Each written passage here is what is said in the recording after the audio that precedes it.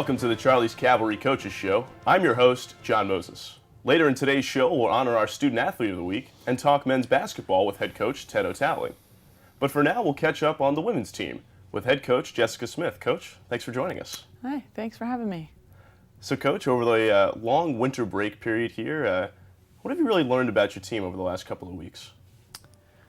We've kind of learned a lot in terms of how to get better. I think that's probably the biggest step that we've taken, whether it's the coaches learning how to teach them better and get them to kind of understand what we're trying to do, and then on their side, what things they need to work on, what drills they need to do, where they need to focus, how they have to concentrate, those kind of things.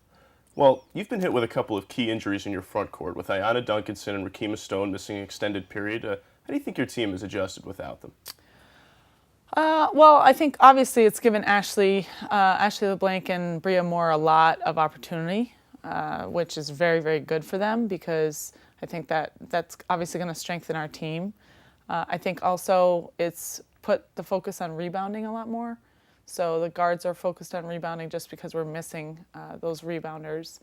And lastly, just allowing other people to have opportunities to score, and finding inside scoring without always utilizing the inside player. Well, I think Ashley LeBlanc has really come on of late. I mean, she's played really well in the offensive glass. I mean, just talk about the improvement you've seen from Ashley from the beginning of the season until now. Well, she played 40 minutes the other day, so at the beginning of the season I would have never predicted that she would even be able to do that. So that in itself, I think, is just being able to concentrate, play at a high level for the entire 40-minute game. Is not something that happens very often, especially at the post position. You see guards doing it quite frequently, but for a post to do it, who's a freshman, I think is very impressive. She's also understanding her role in terms of scoring and understanding good shots versus bad shots. Her defense has improved, and her rebounding especially is something that everybody's noticing. Yeah, I was really impressed with her rebounding performance. I think it was 2 games ago. She had 8 offensive rebounds in the game, but I mean, just 0 defensive rebounds. And then we saw her come back in the next game, grab 10 defensive rebounds. So she's really making improvement herself game to game, which is very impressive. Yeah, absolutely. And in practice every day. I think, there's not really another choice. So she gets to play by default regardless, and she gets to play through her mistakes, and she gets to just keep working at it and keep trying, which is a really positive for her so that she can get more confidence. Well, Bria Moore has really continued a fantastic freshman season, second on the team in scoring, the team's leading rebounder. Talk a little bit about her strengths and how she fits in with your offense. Yeah, she's a really calm player, a calm force for our unit, a starting unit. She's able to hit open threes. She doesn't take bad shots in general. She just takes the shots where she's open. She lets the game come to her. And then the next step in her development is just becoming a lot smarter and understanding the game, whether it's adjustments, how people are playing her, making the correct reads, defensive assignment reads, those kind of things. Well, in the last 2 games, I think we've really seen Audrey Cunningham take a step up. She's really started to shoot the ball a lot better. What does Audrey really bring to the team? Well, Audrey's a very energetic player and a very emotional player. So that, first and foremost, I think when you think of Audrey, that's what you think of. And then the second thing is her three-point shooting, and that's what we were discussing with her. What else are you going to bring to the table when your shot isn't falling? And she's really worked hard on her defense. She's worked extremely hard on her ball handling, and as we'll probably see, she's working on being a scorer besides a three-point shooter, so being able to rack it. Well, with a team as young as you have this season, who have you really seen step up and take the leadership role? More recently, it's been Nikita Reddy, and she is the oldest, but she's also the most level-headed. So that helps with a leadership role. And she's one of those people that has kind of done some things behind the scenes, kind of getting everybody on the same page, calls for the pre-practice meetings to get everybody focused. So she's doing a lot of those kind of little things. On the floor, it's Ando. In a game, it's Ando. But all the little things that really keep teams together and keep us focused and rolling in the right direction, Nikita's doing. So let's take a closer look at your most recent game, an 86-83 loss to Adelphi. First, just give us some general thoughts from that game. Well, I think what we learned is we can compete with everybody, which we've already known that, but we can compete with everybody even when Ando's not playing. which I thought was a really big step for our team Sure. because that's when we made our comeback. We played really consistently. We were focused. We were dialed in, and she wasn't on the floor. So I think that was a really big step for our team. So let's take a look at a couple of highlights from this game. So walk us through what you see on this possession. Well, right now, obviously, Ando's on the floor here. We went into the game thinking ball screens were going to be a great way for us to attack. They played them about 4 different ways. That time, Ando made a great read and got the pull-up. Yeah, her mid-range game has just been on another level this season. Yeah, she's starting to understand and not try too hard to get into the paint, and understand that she is able to get easier shots sometimes if she just stops and pulls up instead. So let's take a look at the next highlight from Adelphi. This is Audrey's move to the basket. As I said earlier, she's really worked on becoming an offensive threat, not just from 3, but off the dribble as well. Right, and that's an adjustment a defense is going to make against a shooter. Is they're going to run it, they're going to close out on the line, force them to play off, and that's a really nice adjustment by Audrey to get to the paint. Yeah, absolutely. And she, as you said, she stepped up in this game, brought us energy off the bench, was hitting her threes, which is obviously helpful, and then we're making moves like that. She makes herself really hard to guard. Now we get a great look in this next highlight at a piece of your offense that we've really seen more of with Ashley LeBlanc in the lineup. That's the little drive and dump off to the big, just right under the basket. So tell us about how that fits in.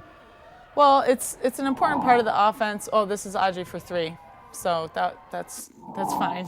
She can hit those, and I thought she had a great game. But in terms of the point of the whole entire offense is to put the post player on the weak side so that we'd open up driving lanes. And then when their person commits, you dump them off and get an easy layup for the post player. All right, so let's take a look at that highlight. And Ashley's really worked hard recently with her hands and catching those and finishing those because they are kind of tough passes. They come at her pretty hard. So that's definitely an area she's improved. Yeah, one area that I think is always important in a game is scoring off of inbounds plays. Some coaches will circle it and say, we want 10 points a game off inbounds plays. Do you have any philosophy like that when it comes to inbounds? We definitely run plays to score. We don't run a play to get the ball in bounds. Now, sometimes people play it that way, and you have to just get the ball in and score out of your offense. But the play that we have here is an adjustment that we made. We saw it about 2 or 3 games ago, where people were overplaying in a certain way. So we've actually, I think, scored 8 points just off of this play in the last 2 games. So pretty happy about that. Let's take a closer look at it. Yeah. A down screen from McQuillan, and then we get a back Yeah, and then screen. we get a back screen for Bria because people play Bria tight because of her 3-point shooting. So, and we got a layup for Nikita, same thing, running the same as I played in the first half. So. Well, this season we've seen both Monica Shacker and Liz Crusoe in the starting lineup at times, but they've been playing more of a bench role recently. How do you think they're really adjusting to the college game? I think they're both adjusting very, very well. Liz kind of has had her ups and downs. She was playing really well beginning of December, then kind of caught the turnover bug. It's running rampant on our team right now, but she caught it. And now, more recently, she's understanding kind of her role and how she can contribute, whether it's being a leader on the floor, hitting an open 3, or just calming the team down and taking care of the ball, which is a really important role. Monica, on the other hand, she's been a really consistent player. A lot of times it's whether the matchups work in her favor, whether she's able to get threes up because she is a smaller player, so she sometimes is playing in the 2 spot. So hers is more, she's been really consistent throughout the season. Well, now that the schedule cycles back through teams that you've seen already this season, from a preparation standpoint, how much do you think that's going to help your team? It's more fun for the coaches, I think.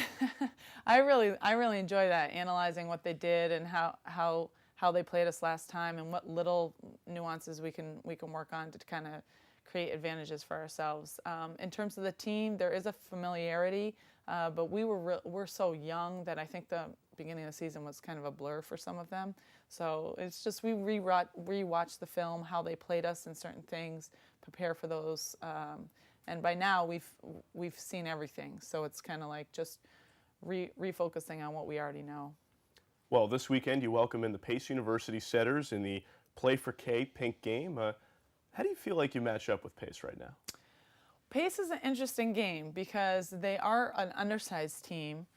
So we feel like we're going to be able to utilize Ashley a lot.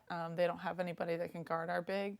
But they're also, their undersized is also an advantage to us in terms of defensively too, because we do switch a lot and they run a motion offense and things like that. So the matchup is really interesting. And we've had some preparation in our last couple of games with a matchup zone and kind of like a switching defense. So I feel like we're in a really good place and prepared to play them, but they're a really, really good team, and they have a tremendous player in Brittany Shields where, I think the outcome of the game is going to be determined by how many touches she gets. If she gets too many, we're definitely going to lose. If we can keep her from getting the ball, we can win. So. Well, this weekend is Play for K, Pink game, and I see you're already ready with Yes. Pink through and through. So tell us a little bit more about that. Yeah, it's a national event with thousands of teams participate, and it's for the K-Yow Foundation for breast cancer. And it's a really great event. We're selling T-shirts, we're selling naming ribbons, and playing in honor of everybody that we know that are affected by it, men and women. By breast cancer. So it's an awareness day, but also a chance to raise money for a great cause. Well, Coach, thanks so much for your time, and we'll talk to you soon. All right. We'll be right back. This is the Charlie's Cavalry Coaches Show.